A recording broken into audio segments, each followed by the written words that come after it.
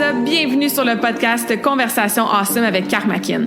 Mon nom est Claudia et ma mission avec ce podcast est de t'amener dans un monde d'inspiration, de découverte et d'apprentissage.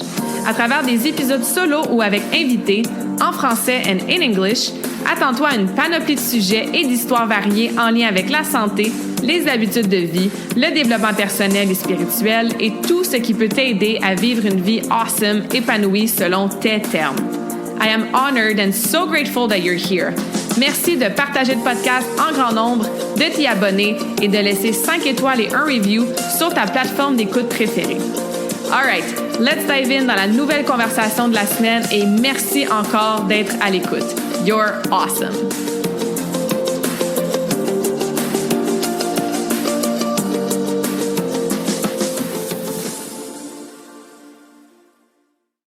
Bonjour tout le monde, bienvenue dans la nouvelle conversation awesome de la semaine. J'espère que vous allez bien, que vous êtes en pleine forme. Puis si ça va moins bien, ben c'est correct aussi.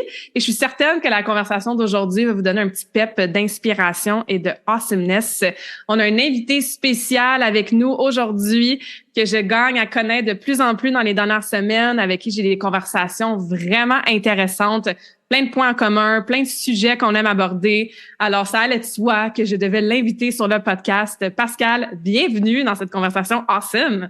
Merci beaucoup, Claudia, de ton invitation. Ça me fait vraiment plaisir de venir discuter avec toi. Puis, comme quand on part, on discute beaucoup, aussi bien en faire profiter les autres. Exactement. Donc, on s'est rencontrés dans un des groupes de réseautage dans lequel on est, groupe GRA, donc groupe réseau actif.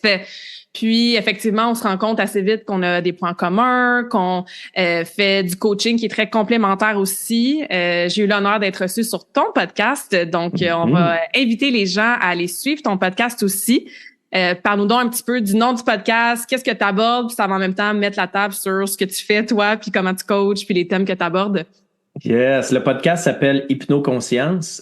Hypno parce que je suis hypnothérapeute, mais conscience parce que je dirais que l'outil par excellence que j'utilise particulièrement, mais aussi qui je pense est le but de l'évolution ou le but du développement personnel ou de spirituel, c'est d'être conscient. Donc, c'est pour ça que ça s'appelle Hypnoconscience. Les sujets abordés sont assez vastes. Ça tourne beaucoup autour de ça. Toutes les prises de conscience qu'on peut faire dans la vie, tout ce qu'on rencontre qui est difficile, tout ce que les questions que les gens se posent par rapport au développement personnel, mais souvent ce que je rencontre avec mes clients, que je rencontre moi dans ma vie, les difficultés, ces choses-là, puis comment j'ai passé à travers. Parce qu'en général, tout ce que j'enseigne, c'est un chemin que j'ai déjà marché, puis que je fais, hey, OK, ça a été tough, ça. Je vais partager mon expérience, comme ça, peut-être que ça va donner des trucs aux gens pour avancer, eux autres aussi.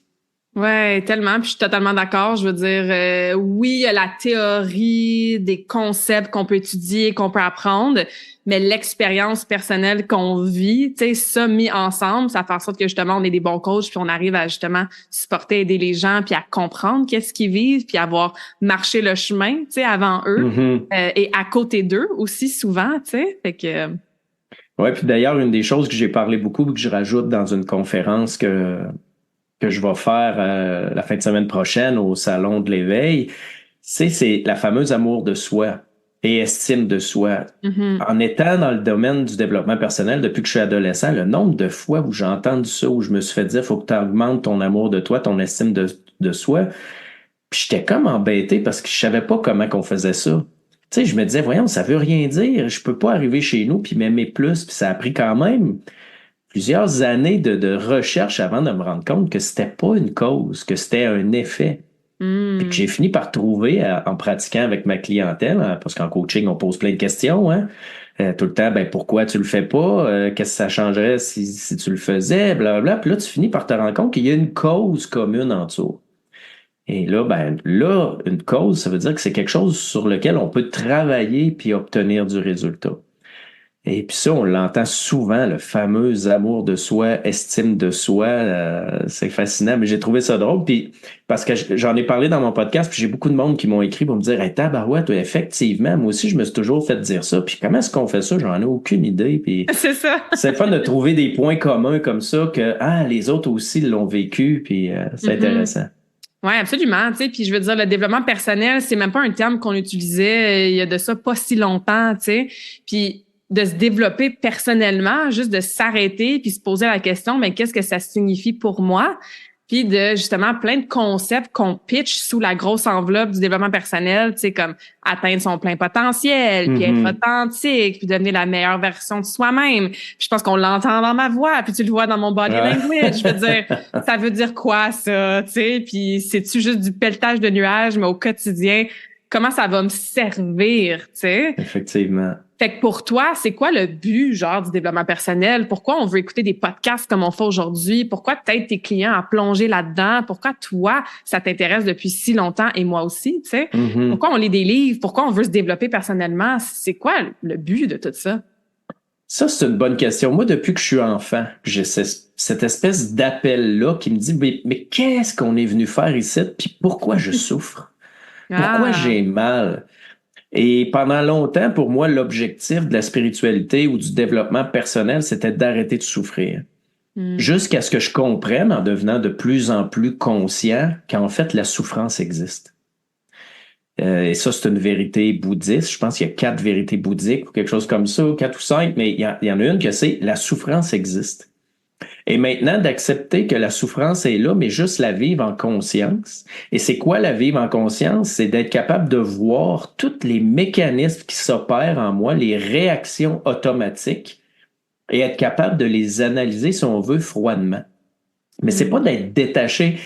C'est peut-être une des choses que j'ai le plus de difficulté vraiment à définir clairement qu'est-ce qu'est la conscience. Je pense qu'il faut la vivre. C'est être capable, là, des fois, je me dis, je suis conscient, je vois que je fais le tout croche, j'entends les paroles tout croche que je me dis dans ma tête, mais je suis capable de dire, ça existe en moi, je peux pas l'effacer comme ça pour l'instant, mais je ne laisse pas libre cours à tout ce que les automatismes voudraient faire. Je fais un stop.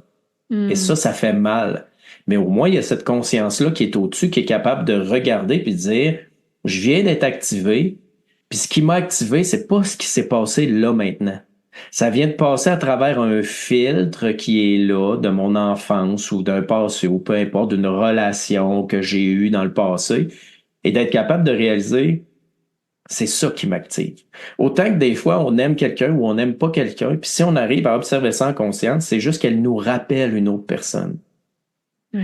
Fait que tu sais, c'est se rendre compte de toutes ces complexités-là qui nous habitent, la programmation. Moi, souvent, l'exemple que je donne, j'ai être conscient, là, c'est comme jouer un jeu en ligne, là, sur un ordinateur, et tout d'un coup, il y a des bugs, puis tu deviens le programmeur. Tu sors de l'écran, tu sors de l'ordinateur, et là, tu regardes le système, puis tu dis, ah, OK, il y a un bug, là. Puis là, tu peux reprogrammer le bug, puis retourner jouer dans ta game, tu sais. Et je pense que, pour moi, le vrai but du développement personnel, le vrai but de la spiritualité, c'est de devenir conscient. Sortir de cette espèce d'hypnose-là que la vie nous met dedans, de nos peurs, de nos réactions, de notre colère, de cette espèce de besoin de survie-là. Ouais. J'adore ça. Ouais, merci pour ton partage. Moi, j'aime bien utiliser la position de l'observatrice ou de la spectatrice. Fait que quand je veux prendre conscience de mes comportements, de mes pensées, de ce que je ressens, ben est-ce que je peux me reculer puis m'observer de ce champ de conscience-là? Je parle souvent des livres de Michael Singer. Je sais pas si tu les as lus, Untethered Soul, Living Untethered. Je pense qu'en français, c'est L'âme délivrée. Et la suite, je sais pas si elle est encore sortie en français. Je te les recommande fortement. Et lui, c'est ce qu'il parle, c'est comment est-ce qu'on peut s'asseoir. Il appelle ça le seat of consciousness. Donc, dans notre chaise de conscience, pour observer à travers nos 5 sens, entre autres, ben évidemment les circonstances externes, mais qu'est-ce qui se passe à l'intérieur de nous aussi, les ressentis qu'on a, les émotions, les laisser passer et pas devenir ces circonstances-là ou se laisser affecter ou se laisser désaligner justement, tu sais.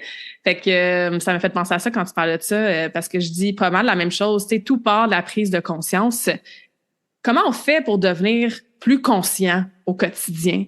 Comment on fait pour la prendre, cette chaise-là d'observation, de spectateur, de spectatrice, pour commencer à s'observer d'un point de vue un petit peu plus groundé, un petit peu plus neutre, que d'être vraiment pris dedans, là? Moi, je te comparerais ça à aller s'entraîner. Au début, c'est difficile. Les gens se disent, ouais, mais là, je m'en suis pas rendu compte, puis j'étais parti, puis puis là, finalement, j'ai dit des choses méchantes, tout ça. J'ai dit, prends conscience de ton corps. Au départ, là, casse-toi pas la tête ce qu'il y a dans ta tête, prends juste conscience de ton corps et réalise que quand tu sens une contraction, c'est parce qu'il y a une émotion dite négative. J'aime pas tant ce terme-là, mais en fait, je vais appeler émotions négatives les émotions qui devraient durer à court terme.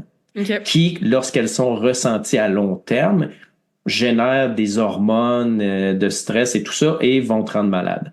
Contrairement à lorsque tu sens une expansion dans ton thorax ou peu importe, souvent, ça va être des émotions positives. Tu sais, je veux dire, c'est pas dur à imaginer. Quand tu ressens de la joie, de la compassion, de la gratitude, on le sent, l'ouverture. Mais dès qu'on est dans la colère, la tristesse, la peur, la jalousie, peu importe, la culpabilité, c'est comme une contraction. Fait que je dis, apprends à sentir ton corps et dès qu'il y a une contraction, arrête-toi et ressens. Fais juste rester là. Et ce qui est fascinant, c'est que notre cerveau va faire le lien tout seul entre le présent et le passé. Et c'est comme ça que moi, j'ai réglé 30 ans de douleur chronique. C'est en observant une douleur dans mon corps dans le moment présent que tout à coup, spontanément, il y a un souvenir de quand j'avais 4 ans qui a émergé. Que là, avec les outils que j'avais d'hypnose, auto-hypnose, j'ai pu travailler. Et quand dans 3 jours, 50% de mes douleurs étaient parties, là, j'ai fait, hey, mais qu'est-ce que c'est ça? Qu'est-ce qui se passe? Et là, je me suis mis à travailler comme ça avec moi, à travailler avec mes clients comme ça un peu au début et avec des résultats exceptionnels. Et c'est là que j'ai réalisé, les gens n'ont pas besoin de venir me voir longtemps, tant et aussi longtemps qu'ils apprennent comment ça marche. Ouais. Après ça, ils ont juste à le faire. Apprends à t'arrêter, à observer. Puis les gens pensent qu'il faut s'asseoir d'une chaise, les yeux fermés. Non. Moi, il s'est arrivé des moments où je réglais des choses, où j'étais en train de souffler la neige avec mon souffleur, où j'étais en train de faire la cuisine. J'étais capable, en même temps que mon esprit était occupé à quelque chose, avoir une autre partie de mon esprit qui ressent qu'est-ce qui est en train de se passer. Mais il faut être capable de se retenir. C'est-à-dire, je ressens une colère, j'ai envie de dire à l'autre ma façon de penser. Prends 2 minutes, fais rien. Fais juste ressentir la colère et retenir l'envie de dire ta façon de penser. Le malaise va augmenter encore plus. Je le sais, puis mes clients me disent c'est difficile. Puis effectivement, c'est pas tout le monde qui a la force, je dirais, mentale ou la force de caractère de résister à la pulsion d'un mécanisme de défense. Mais lorsque tu arrives à le faire, c'est pas long que tu arrives à voir et à ressentir tout ce qui est caché derrière qui te programme. Et c'est là que la conscience prend vraiment la place. Ouais. Tu sais, j'entends ralentir, j'entends prendre le temps, j'entends comme écouter son corps. On est tellement souvent dans notre tête.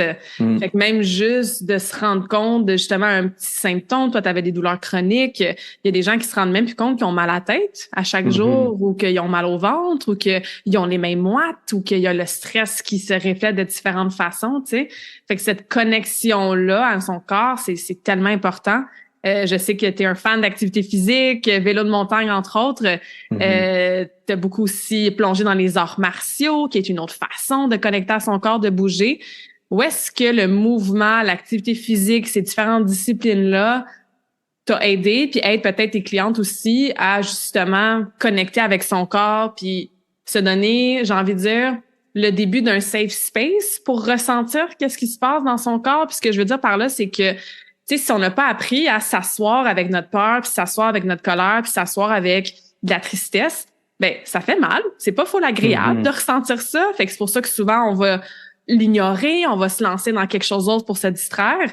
Est-ce que l'activité physique, le mouvement peut aider à développer cette relation-là avec son corps physique? Ben, je commencerai par faire une parenthèse en partant, comme tu dis, les gens, souvent, ils sont pas à l'aise à ressentir les émotions. Et les émotions, en fait, c'est des réactions corporelles auxquelles on a mis un nom, auxquelles on a donné une explication. Et étant tellement mal à l'aise, puis on va le voir chez les gens qui ont vécu des choses encore plus intenses, des agressions et tout ça, ils vont se couper complètement de leur corps parce que ça leur amène à vivre ça. Et donc, ils vont vivre dans leur tête. Et je le vois quand je ramène les gens dans leur corps, ils viennent, ils me disent « Ah, moi, je pleure jamais, j'ai pas d'émotion. » Des fois, ça prend 2 minutes. Je leur fais juste ressentir leur respiration, puis ils se mettent à pleurer, puis là, je le vois, ils résistent, ils veulent pas y aller, puis là, je dis non, tu m'as payé pour ça, vas-y. C'est ça. Là, c'est là que je t'accompagne. Non, c'est pas le fun. Mais comme m'a déjà dit quelqu'un, les vraies cérémonies de transformation, ça se passe pas habillé en blanc avec des fleurs à la tête, en tournant autour d'un feu puis en dansant. C'est pas facile faire Amen. face à son ombre. Mais effectivement, moi, c'est surtout au niveau des arts martiaux parce que je peux pas dire que le vélo de montagne, des fois, la course un peu me sort de ma tête, mais c'est que, tu sais, quand j'ai commencé à 19 ans, les arts martiaux, je savais que la méditation, c'était important. Mais j'étais beaucoup trop, je dirais pas paquet de nerfs, mais manque de concentration pour être capable de méditer.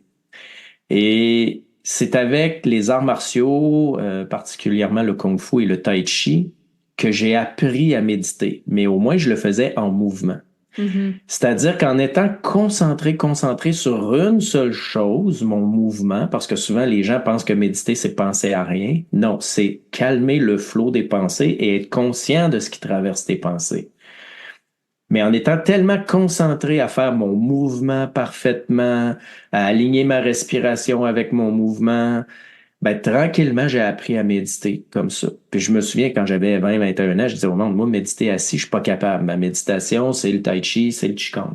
Mhm. Et progressivement, en prenant de l'âge, ben, j'ai été capable de m'asseoir, méditer, même s'il n'y a pas de mouvement. Puis aujourd'hui, c'est facile. Je le fais à tous les matins, je m'assois, 3 respirations, puis je suis parti. Mhm. Mais ça a été progressif. Donc, les arts martiaux m'ont aidé à, j'appelais ça l'espace-temps, habiter mon corps et être capable de le maîtriser dans l'espace qui m'habite dans un temps donné. Donc, justement, sortir de ma tête, habiter pleinement mon corps, puis progressivement, ben, ça l'a évolué, puis ça m'a permis de me ressentir. Parce que tu disais, il y a des gens qui se rendent pas compte qu'ils ont pas mal au ventre. Les gens ne ressentent plus leur malaise, mais souvent, ils vont venir consulter quand c'est très grave. Puis quand je pose des questions, parce qu'il y a le côté herboriste en moi, parce qu'encore aussi à 19 ans, j'avais fait de l'herboristerie, Mhm. phytothérapie. Puis les premières choses qu'on nous demandait de poser à nos clients, c'est comment vont tes selles? Ouais.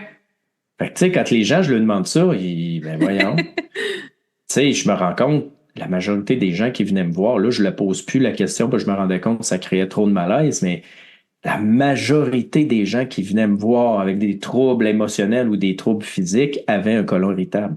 Mm.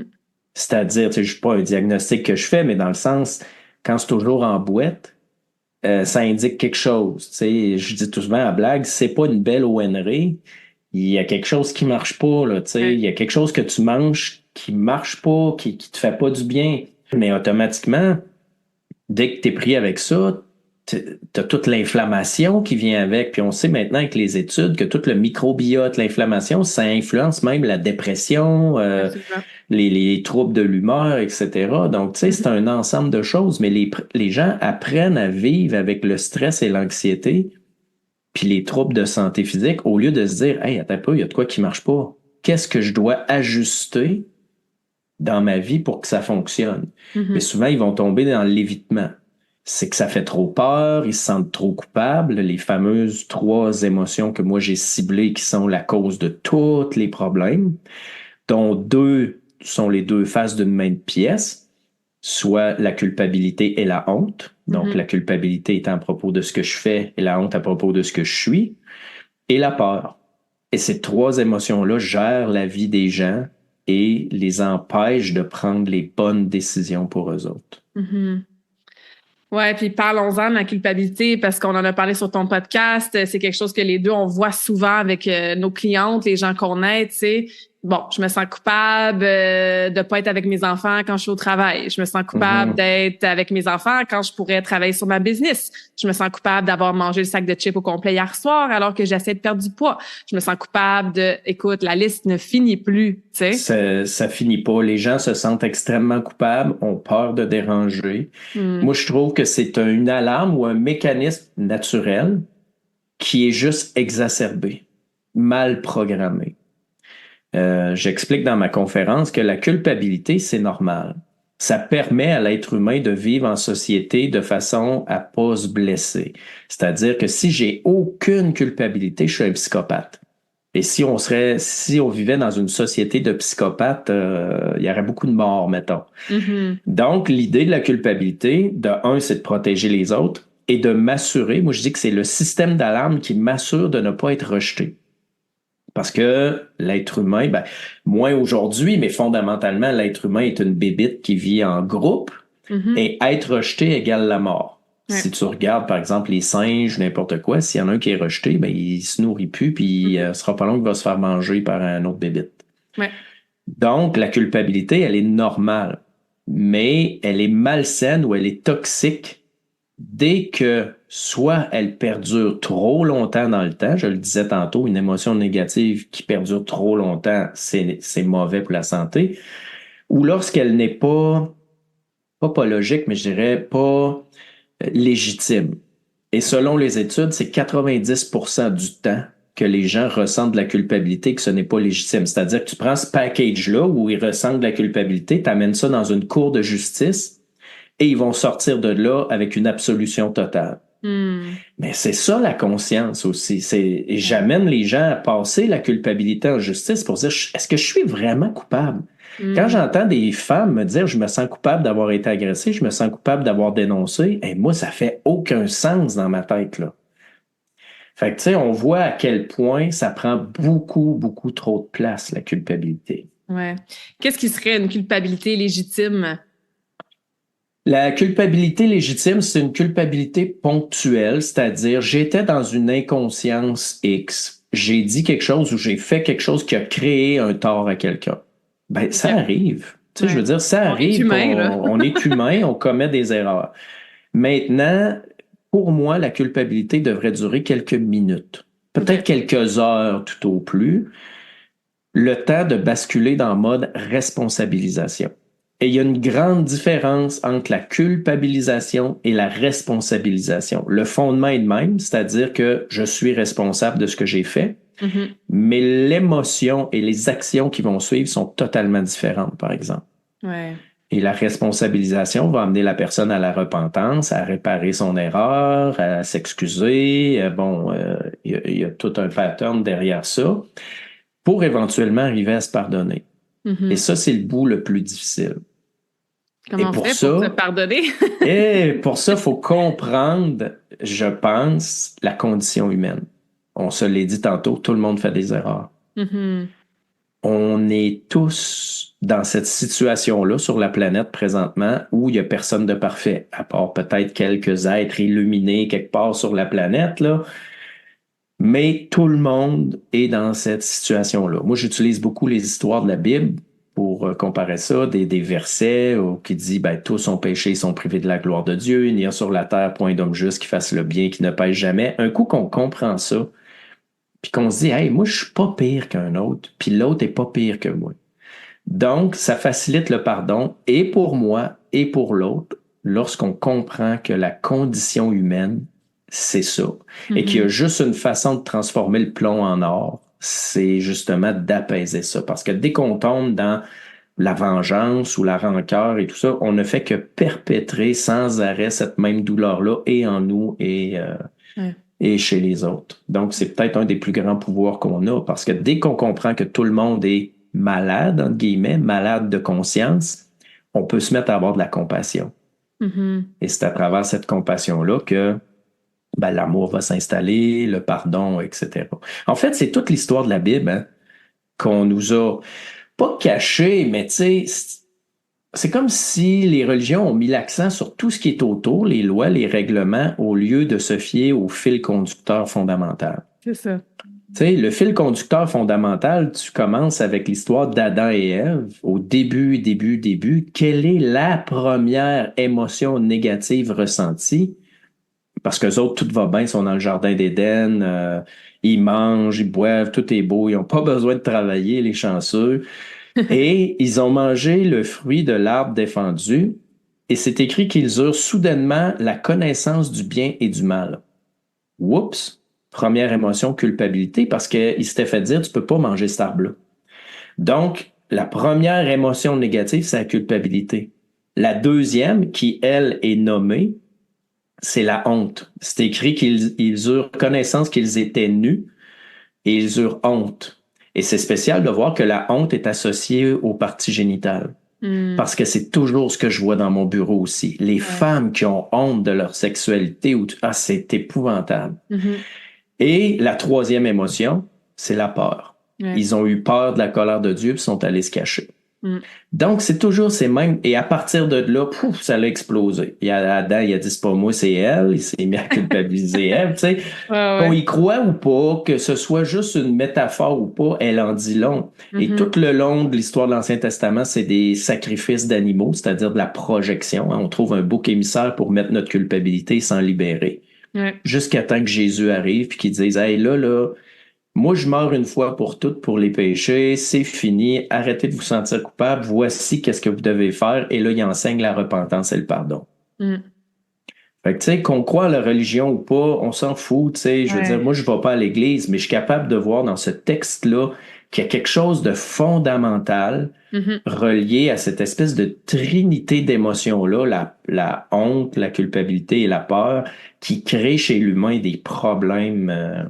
Puis ça, après ça, c'est dans mon bureau que je le vois, à quel point là, ça devient décuplé et que tous les problèmes quasiment viennent de là. Puis tu sais, même quand on regarde l'échelle énergétique des émotions, tu sais, je veux dire, la honte, la culpabilité, c'est les deux émotions qui vibrent à la fréquence énergétique la plus basse. Puis tu sais, on attire ce qu'on projette. Je veux dire, si la majorité de ta vie, t'es dans la culpabilité, la honte, puis après ça, la peur, etc., ben, no wonder que c'est ce que tu vas attirer ou que tu vas voir ça partout, des occasions pour toi de te sentir encore plus honteuse, encore plus coupable. Tu sais, c'est difficile après ça d'être dans le développement personnel, d'être dans la pleine conscience, d'être dans l'amour de soi. Tu sais, si on ramène tout ça à la première chose qu'on a jasé, quand tu es dans ces fréquences énergétiques-là qui sont très, très basses. Effectivement.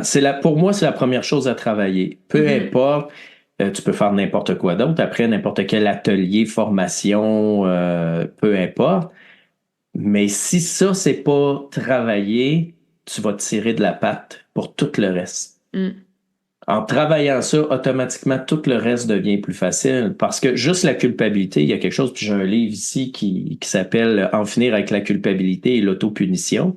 Autopunition et autosabotage. Donc, inconsciemment, les gens qui portent de la culpabilité se sabotent eux-mêmes dans leur vie.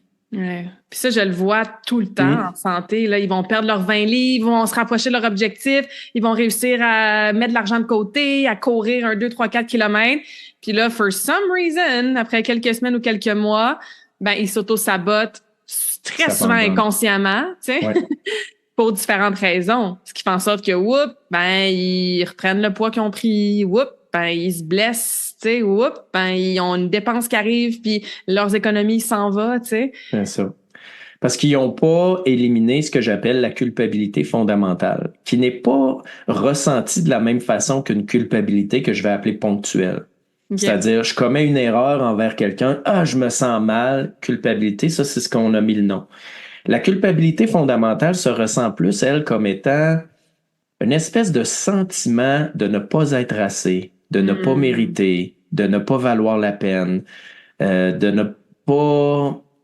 tu sais, il y a plein d'autres mots que je pourrais mettre là-dessus, mais c'est comme un manque, c'est comme une dette.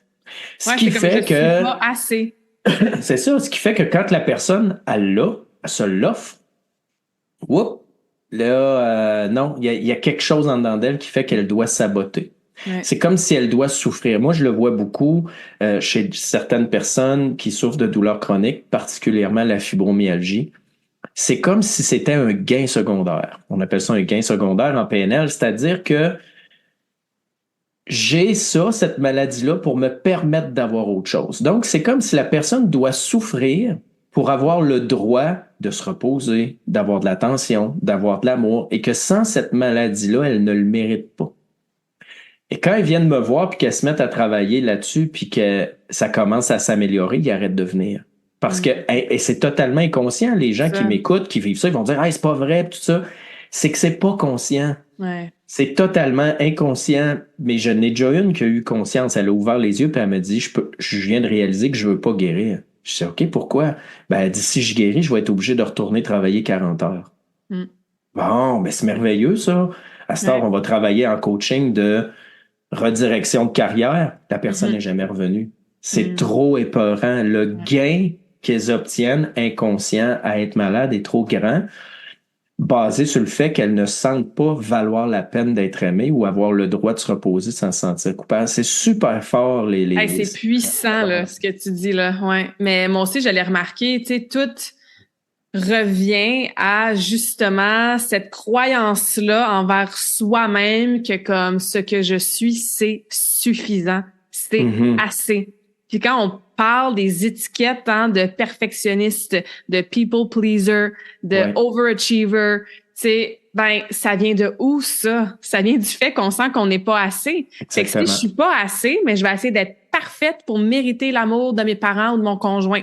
Puis si je me trouve pas assez, mais je vais essayer d'avoir la meilleure business ever, puis d'être millionnaire le plus vite possible, puis d'être en mode overachiever parce que c'est comme ça que j'ai de la valeur. Puis si je me sens pas assez, ben je vais m'abandonner et tout donner aux autres autour de moi parce que ils vont m'aimer de cette façon-là. Puis tu sais, je parle en connaissance de cause, c'est des étiquettes que j'essaye, que je continue de guérir puis de me libérer dans les dernières années. Mais même moi, personnellement, et avec toutes mes clientes, c'est ce que je remarque, c'est ce que tu dis, ça revient à comme, est-ce que je suis suffisante en tant qu'humaine? Tu sais? Et la réponse devrait être oui. Mais pour tout ce qu'on, tu sais, pour plein de raisons, plusieurs qu'on parle aujourd'hui et d'autres, là, tu sais, ça part de loin, là. Ça part de très loin. Moi, je me fie sur 2 lectures, si on veut. Une de Ingeborg Bosch-Bonomo, qui a écrit Guérir les traces du passé. Elle appelle ça la défense primaire. Qui est en fait de la culpabilité et de l'autodévalorisation. Et je me base sur ce que les psychologues appellent la toute-puissance de l'enfance. Et là, je suis pas psychologue et tu sais, ça va être très vulgaire comme vulgarisation, là. Mais en gros, c'est qu'il y a une période très jeune dans l'enfance que l'enfant traverse où il se sent, on va appeler tout-puissant, où il est dans une phase de narcissisme, où la vie tourne autour de lui. Mais lorsqu'il vit des souffrances, qu'il réalise que ses parents souffrent, que ses besoins ne sont pas comblés, c'est comme impossible pour lui de juste accepter ça. Donc, qu'est-ce qu'il fait? Il se met la faute sur lui. Ça doit être de ma faute si maman est triste. Ça doit être de ma faute si papa est parti. Ça doit être de ma faute si mes besoins sont pas comblés. Je dois pas être une bonne personne, un bon enfant. Tu sais, c'est pas dans ces mots-là, mais c'est de cette façon-là. Inconscient aussi, là. Ouais, et ça se cristallise.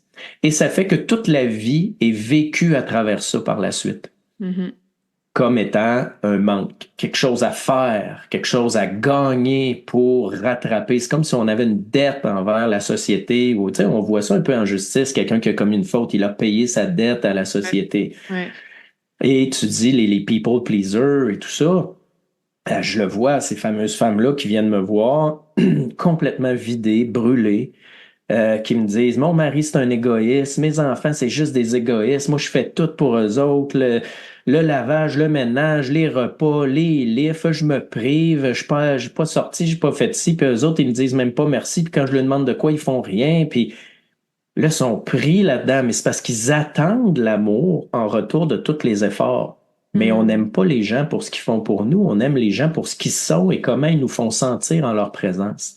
Et le problème de ces femmes-là, c'est que voyant qu'ils n'ont pas d'amour ou qu'ils n'ont pas de retour de l'appareil, vont culpabiliser le mari, les enfants en disant « C'est ça, moi je fais ci, puis moi je fais ça, puis toi tu fais rien. » Qu'est-ce qui va arriver? Eux autres, ils aiment pas se faire culpabiliser, ils s'éloignent. Et là, plus ils s'éloignent, plus cette femme-là en fait pour eux autres, en donne plus, puis fait plus de ça. Et là, la roue tourne et la roue tourne. Puis là, la personne arrive dans mon bureau brûlée, vidée, dépression. Puis là, je dis, ben c'est simple, arrête. Et il me regarde avec des grands yeux, puis c'est comme, c'est impossible, je peux pas arrêter, je vais mourir. C'est aussi viscéral que ça. Il y en a un jour qui me l'a dit, elle dit, je peux pas arrêter, je vais me faire rejeter. Ben non, tu viens de me dire que tu es déjà rejeté. C'est ça.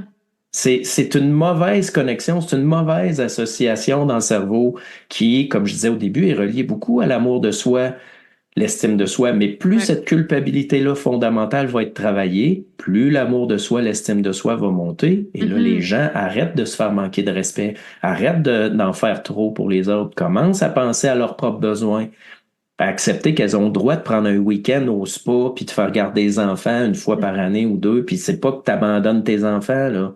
Fait que tu sais. Ah ouais, non, c'est super puissant. Puis sais, je pense qu'on en avait parlé sur ton podcast aussi, parce que moi, bon, j'avais la question justement, comment t'as fait là pour être moins perfectionniste puis tout. Puis en fait, c'est pas que j'ai focalisé sur enlever ces étiquettes-là, c'est que j'ai focalisé mon travail sur moi, à booster ma confiance en moi puis mon estime de moi. Parce que si moi, je sais que I'm worth it puis que j'ai de la valeur, ben j'ai plus besoin de prouver que je suis parfaite, j'ai plus besoin de tu sais passer par 1 million de je sais pas moi rendez-vous ou whatever, tu sais pour montrer que je suis disponible pour aider tout le monde. Ben j'ai plus besoin de cette validation là externe, tu sais. Fait que c'est vraiment tout interrelié, ce qui m'amène à poser la question suivante. J'ai vu une expression sur ton site web que j'adore, qui est pas un mot que je trouve qu'on entend, qu'on parle souvent, la femme souveraine. Ouais, ça, c'est un atelier. Qu'est-ce que ça signifie pour toi, cet atelier-là que tu as créé, ce mot-là, souverain, souveraine? Quand on deal avec tous ces enjeux-là là, de culpabilité, d'émotion, comment on fait pour devenir souveraine dans sa propre vie? En fait, souverain, la définition du dictionnaire, puis c'est pourquoi je l'ai pris, c'est dont le pouvoir n'est limité par celui d'aucun autre. Donc, ça amène les gens à reprendre leur pouvoir parce que je me suis rendu compte que ces femmes-là avaient perdu leur pouvoir. Parce que quand tu vis de culpabilité et de peur, t'es facilement manipulable, oppressable. C'est-à-dire que tu vis pas ta vie. T'as pas de pouvoir, tu le laisses aux autres. Ouais. Moi, je voudrais faire ça, mais l'autre veut faire ça, donc je vais me plier puis je vais laisser l'autre. Alors, j'aurais envie de faire ça, mais j'ai peur de faire de la peine, donc je le ferai pas. Donc, ces femmes-là, je les voyais, il n'y avait plus aucun pouvoir sur leur vie. Là, je me disais, mais ça fait pas de sens. Il faut que tu retrouves ton pouvoir et que tu arrêtes de te laisser amoindrir ton pouvoir par le pouvoir de l'autre. Parce que c'est plate, là, mais l'être humain se sert des autres êtres humains pour son propre besoin. Et souvent, ils vont te faire sentir coupable en te disant que tu es égoïste de penser juste à toi. Mais la vraie réalité, pensez-y, qu'est-ce qui est égoïste? De penser à soi ou de demander à quelqu'un d'autre de ne plus penser à lui pour penser à nous autres? Ça, c'est égoïste. Le vrai égoïste, c'est ça, c'est demander aux autres de changer pour nous, de faire les choses pour nous. Mais tu sais, je veux dire, on est né tout nu, puis on va mourir tout seul tout nu. À quelque part, entre les deux, ça enlève pas l'empathie, la compassion, l'entraide, etc. Mais la vraie empathie, entraide, elle vient lorsque tu l'as ton pouvoir. Je donne souvent l'exemple, si t'es une chandelle, t'éclaires, mais si t'es un flambeau, t'éclaires beaucoup plus. Puis pour être un flambeau, il faut que tu travailles sur ta flamme.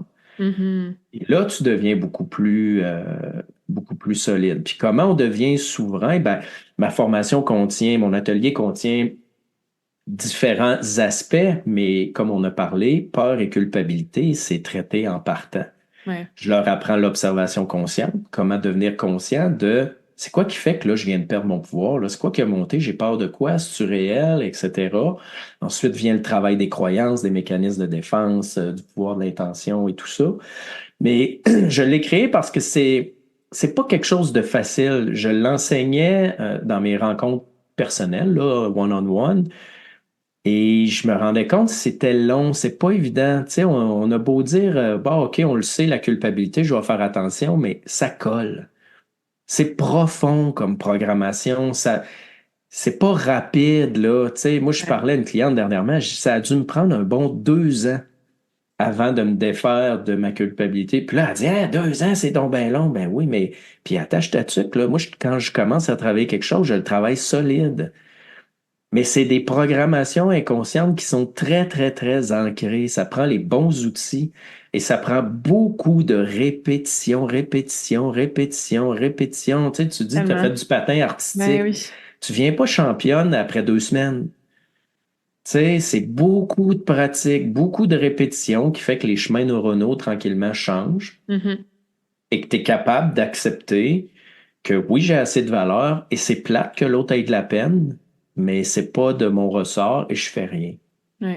Et les gens réagissent. Moi, je me suis fait dire, Pascal, t'as changé, t'es plus le même. T'es rendu méchant, t'as plus d'empathie, t'as plus de compassion. Non, je suis plein de compassion, sauf que je tombe plus dans la culpabilité. J'ai sorti du fameux triangle de Cartman, où dès qu'on me fait sentir coupable, on me place en bourreau. Et là, voulant pas être bourreau, je m'en vais en sauveur, puis là, je règle le problème de la personne. Puis j'ai compris que c'était pas bon de faire ça. Laisser les gens, excuse l'expression, mais laisser les gens dans leur caca, des fois, c'est la meilleure chose à faire pour leur propre évolution. Parce que de régler leurs problèmes, ça vient un peu de l'expression, tu sais, qui dit si quelqu'un a faim, donne-y pas un poisson, apprends-y à pêcher. Ouais. Mais c'est plus dur apprendre à pêcher qu'avoir un poisson. Mais si tu veux vraiment l'aider, cette personne-là, des fois, il vaut mieux la laisser régler, affronter ses propres problèmes parce que sinon, tu fais juste, comment dire, nourrir la victimite ou la victimisation de la personne. Ouais. Et ça joue parce que là, les gens nous crient après, t'es méchant, t'as changé, t'as pas de compassion, tu m'aides pas. Et là, ça vient stimuler la culpabilité en dedans de moi. Puis là, il faut que je la passe en justice. Hey, je suis vraiment coupable, moi? Est-ce que je savais? Est-ce que je devais? Est-ce que je pouvais? Ou est-ce que je sais? Est-ce que je dois? Est-ce que je peux? Est-ce que je dois vraiment aider cette personne-là? Est-ce que c'est ma job, là? Non. Tu sais, puis là, tranquillement, tu fais le pour, le contre. Comme je dis, tu amènes ça en cours de justice. Puis après ça, le plus tough, c'est d'ajuster l'émotion avec la pensée. Un coup que j'ai décidé, non, je suis pas coupable et c'est pas ma job de faire ça à sa place. Là, c'est d'ajuster l'émotion et d'être bien avec cette décision-là, qui est le plus tough, mais encore là, avec observation consciente et répétition, ça se fait. Ouais, ça se fait. Puis à un moment donné, tu vois que la personne, elle sort de... Ben, elle reprend son pouvoir personnel. On parlait de souveraineté, tu sais. Si on est toujours en mode sauveur-sauveuse, ben, on ne donne pas l'opportunité aux gens de défaire leur pattern, d'aller chercher des ressources, de s'aider, de reprendre leur pouvoir. Donc, ça aussi, ça devient égoïste quand on regarde ça de l'autre côté, tu sais. Effectivement. Ouais. Puis t'empêches l'autre. Moi, je l'ai vu avec mes filles. On a fait beaucoup de choses pour eux autres. Puis éventuellement, là, sont adultes. Puis je me rends compte que des fois, ils m'écrivent ou ils m'appellent pour régler de quoi qui est banal. Puis je dis, ben non, mais fais-le. Ouais, mais je sais pas comment. Puis ils paniquent. Non. Là, tu vas te calmer. Tu vas appeler là. Ouais, mais tu peux-tu appeler? Non. Tu vas appeler là. Tu vas taper ça sur Google. Puis j'ai parlé à ma plus vieille dernièrement. J'ai dit, j'ai remarqué, tu fais beaucoup d'évitement. Dès que tu sais pas quelque chose, dès que tu es insécure avec quelque chose, t'évites. Tu le fais pas ou tu me demandes de le faire. Et ça, j'essaie de reprendre cette erreur-là là-dessus, de dire non, là, je te pousse. Ouais. Parce qu'il faut que tu prennes tes responsabilités, il faut que tu reprennes ton pouvoir, que tu deviennes souveraine. Si les autres sont capables de le faire, tu es capable. Et c'est à force de te débrouiller, mais d'être mal à l'aise. Et c'est ça, c'est l'anxiété, en fait, qui nous amène dans l'évitement. Et je trouve qu'on est beaucoup dans notre société avec des gros problèmes d'anxiété, mais la plupart des thérapeutes et coachs apprennent aux gens comment éviter l'anxiété. Va prendre une marche, change-toi les idées, fais ci, fais ça, prends des médicaments. Non, l'anxiété, elle te parle. Elle te dit quelque chose. Apprends à la diminuer. Affronte pas une anxiété à 10 sur 10, mais divise-la. Quand est-ce que tu es à 4 sur 10, puis là, fonce. Et c'est à force d'affronter, de faire face à l'anxiété que tu finis par... vraiment la maîtriser puis t'en sortir. C'est pas en essayant de la fuir. Ouais, puis ça vient à ce qu'on disait, tu sais, d'apprendre à s'asseoir avec les ressentis, avec l'émotion, puis après ça, d'être dans la position de conscience, de faire est-ce que je veux répondre ou est-ce que je veux réagir, tu sais. Puis la réaction, ben, il n'y a pas ce temps de pause-là qui fait en sorte qu'on peut décider plus consciemment, OK, c'est quoi la meilleure action, la meilleure décision, la meilleure parole, la meilleure peu importe, qui est en alignement avec cette personne souveraine-là, qui a une bonne estime de soi, que je veux être, tu sais, ou que je veux devenir. Oui, parce qu'il y a des trésors derrière. Hein. Moi, dans les premiers épisodes de podcast que j'ai fait, je l'explique, j'ai eu une grosse crise d'anxiété un jour et elle faisait pas de sens. Et oui, j'ai eu envie d'écouter la télé, m'ouvrir une bouteille de vin, puis essayer de la fuir. Mais voyant que ça faisait pas de sens, j'ai parlé à l'anxiété. Puis j'ai dit, toi, tu pars pas tant que tu me dis pas qu'est-ce que tu as à me dire. Et je l'ai observé pendant des heures. Et finalement, c'est un trésor qui était derrière. Ça m'a ramené à l'âge de 4 ans. Et en auto-hypnose, j'ai accompagné ce petit gars-là de 4 ans. Et le lendemain matin, ma douleur du nerf sciatique avait disparu. Et ça, peu de monde me croit. Je le dis à mon médecin, puis tu sais, il croit pas. Mais j'ai dit, écoute, moi, je l'ai vécu la veille. J'avais de la misère à mettre mes bas. Ça faisait 1 an que j'avais une grosse douleur du sciatique à droite. Et cette crise d'anxiété-là m'a ramené, en fait, à ma blessure d'abandon. J'ai apaisé cette blessure-là. Et quand je me suis réveillé le lendemain matin, le sciatique était à peu près à 10% et dans l'après-midi, il était complètement parti. Fait que, tu sais, j'étais vraiment aux anges. Puis aujourd'hui, je le vois maintenant que j'ai plus aucune douleur, là. Je me dis, les gens qui ont jamais eu de douleur savent pas à quel point ils sont bien dans leur corps.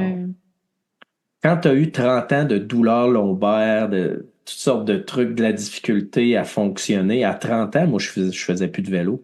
J'étais plus capable. Puis aujourd'hui, à 47 ans, je fais du vélo de montagne. Mm. Fait que, tu sais, c'est Il est jamais trop extraordinaire. tard. Il est jamais trop Non, tard. Même si c'est vous écoutez ça. ces paroles-là en ce moment, vous êtes comme, ouais, mais j'ai 40, 50, 60, 70 ans. Ça fait 50 ans que je vis avec cette blessure-là et plus. Ben, il est Mm. jamais trop tard, mais ça prend tout ce qu'on a jasé aujourd'hui, incluant beaucoup de répétitions et de l'accompagnement aussi souvent. Tu sais, je veux dire, moi, j'ai des coachs dans plein de domaines de ma vie. J'ai des gens qui m'ont aidé de différentes façons dans mon healing journey, tu sais. Fait que les gens qui entendent ça aujourd'hui, qui sont comme, ah, peut-être que j'ai besoin d'un Pascal dans ma vie là pour m'aider. C'est quoi les services que tu offres? Où est-ce que les gens peuvent rentrer en contact avec toi? On a parlé de ton podcast, on a parlé d'un de tes ateliers, tu fais des conférences. Mais bref, parle-nous un petit peu plus de tes services. Puis tout Ben, ça. pascalbrousseau.com. Ils vont pouvoir trouver toutes les informations là. Je fais des rencontres un à un, je donne des ateliers, j'ai des formations en ligne. J'ai une formation, ben, mes formations de base, c'est les formations en ligne, c'est-à-dire elles que je donne en plus 50% de rabais présentement pour le Salon de l'éveil qui va avoir lieu en fin de semaine, qui est s'affranchir de la culpabilité. Je donne les bases de comment discerner cette culpabilité-là et comment s'en affranchir avec les étapes que je t'ai expliquées, la passer en justice, Mhm. pour savoir, le 90% où c'est pas moi. Ensuite de ça, je fais quoi? C'est quoi la repentance? Puis le pardon, c'est comment je peux percevoir la situation humaine puis changer ma vision. Hein? Parce qu'on a l'impression que tout le monde est intelligent puis devrait agir parfaitement, mais c'est pas le cas. Puis tout le monde est différent. Un jour, j'ai une femme qui me dit, tu sais, Pascal, le chêne ne vaut pas plus que la fougère. Et ça m'a pris du temps à l'intégrer, cette phrase-là, mais j'ai compris que oui, tu sais, nous autres, on la juge. Le chêne est grand, il est fort, il vit longtemps, on fait des meubles avec la fougère, elle dure une saison, puis elle est Ouais. brûlée. Mais aux yeux de l'éternité, de la vie, c'est juste une manifestation vivante comme une autre. Mhm. C'est pas moins, c'est pas plus, Ouais. c'est juste différent, tu sais. Puis quand on comprend ça, ben on tombe plus dans la compassion. Puis l'autre que j'ai, ça s'appelle tisser la toile de l'inconscient. Ça, c'est le plus lourd comme formation. C'est vraiment à travers l'observation consciente, comment moi, j'ai réussi à obtenir toutes mes informations pour régler mes problèmes, comment mes clients l'ont obtenu, comment on fait et tout ça. Puis après ça, ben, des accompagnements plus spécifiques. Parce que comme tu dis, tu sais, être souverain, c'est être autonome. Mais être autonome, ça veut pas dire faire tout seul. Un de mes coachs un jour me dit, l'autonomie, c'est savoir quand je peux le faire tout seul et quand j'ai besoin d'aide. Et Mm. ça, c'est une grande sagesse. Parce que Ouais. ça, moi, je l'avais pas, ça. Moi, plus jeune, je voulais tout faire tout seul. J'étais capable, mais ça venait d'une promesse que j'appelle un pacte avec moi-même que je m'étais fait à l'âge de 15 ans en réaction à mes parents, si on veut, que je trouvais pas assez présent pour moi. J'avais dit, vous voulez pas me donner de l'aide, vous voulez pas être là pour moi, je vais vous prouver que j'ai pas besoin de vous autres. Et Mm. à partir de là, j'ai voulu faire tout seul. Ouais. Mais c'était trop lourd. La vie était trop lourde. Tu sais, j'ai eu besoin après ça de gens, puis j'en ai encore besoin aujourd'hui. Tu sais, ça m'arrive Mhm. de consulter, Ben oui. C'est mais une en belle même temps, je force. fais mes choses par moi-même C'est tous ça. les jours. C'est ça. C'est un mixte. Mhm. Génial. Fait que je vais mettre le lien de ton site Internet dans la description du podcast.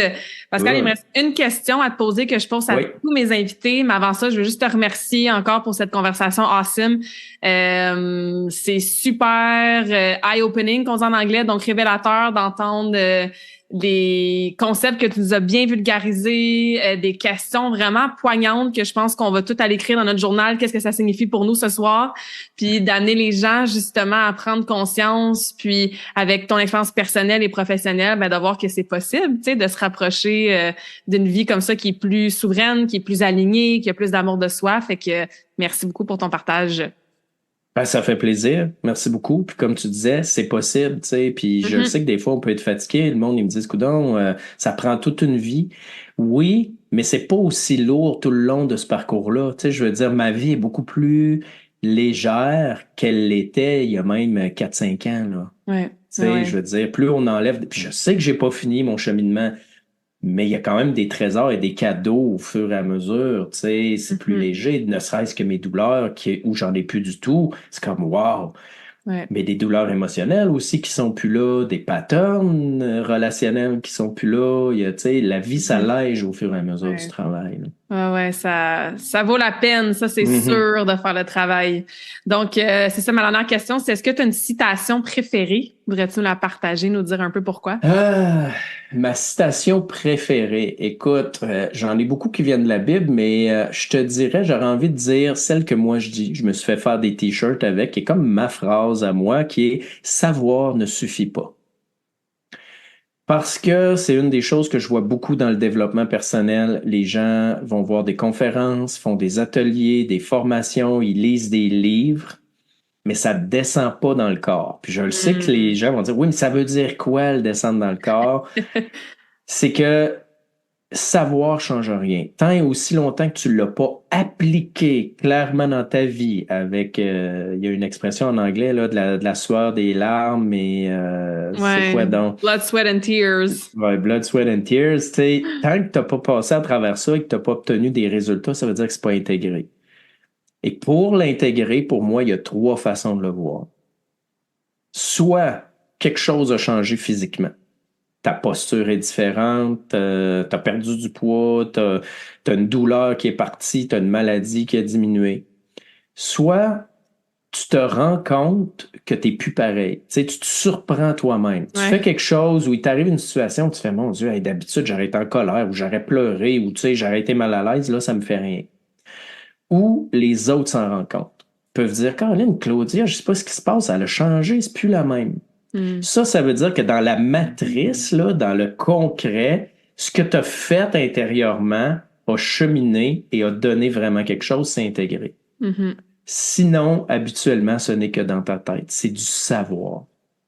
Et savoir ne suffit pas pour changer.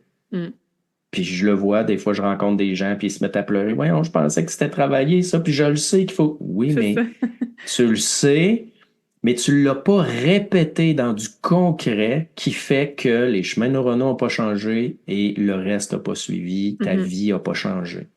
Ouais. Ça, je l'ai vu, j'en ai fait pleurer une fois qui allait voir un grand coach connu qui fait des centaines et des centaines de milliers de dollars et qui est bien connu. Elle me disait, j'ai même été son assistante. Genre, cool, c'est cool. Qu'est-ce qui a changé? Ah, mais je me suis senti tellement bien. Des fois, il me faisait des techniques. Je vois, mais qu'est-ce qui a changé? Concrètement, dans ta vie, quel problème tu avais qui a changé? Ouais. Elle s'est mise à réfléchir 10 secondes. Elle a éclaté en larmes. Elle dit, il n'y a rien qui a changé. Elle dit, j'ai encore la même vie de marde, je suis encore célibataire, je rencontre encore les mêmes gars de marde. Ben, c'est ça. Ouais. Faut que ça aille plus loin que juste savoir une technique ou juste comprendre quelque chose. Les prises de conscience font du bien, c'est un premier pas, mais après ça, comment tu le fais dans ta vie? Comment tu l'appliques? C'est un peu comme... l'exercice physique, tu sais. La plupart du monde, ils savent ce qu'il faut manger, ils savent quel exercice il faut faire, mais ils font pas. C'est ça. Puis là, quand ils se font dire, oui, mais il faudrait que tu manges ça. Ah, je le sais. Ben, tu le sais, mais... Je sais, mais tu le fais pas. Il y a rien. Donc, tu le sais-tu vraiment? C'est ça, il n'y a rien. C'est ce que j'appelle le savoir, alors que la connaissance expérientielle, c'est complètement autre chose, et c'est la connaissance expérientielle qui change la vie.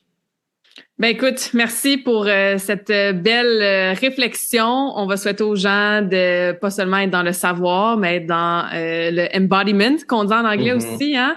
Puis si vous avez des questions pour moi, pour Pascal, partagez cet épisode-là aussi avec quelqu'un qui bénéficierait d'entendre notre conversation d'aujourd'hui. Fait que merci d'avoir été à l'écoute, puis merci encore Pascal. C'était un grand plaisir. C'est tout le temps le fun de discuter avec toi.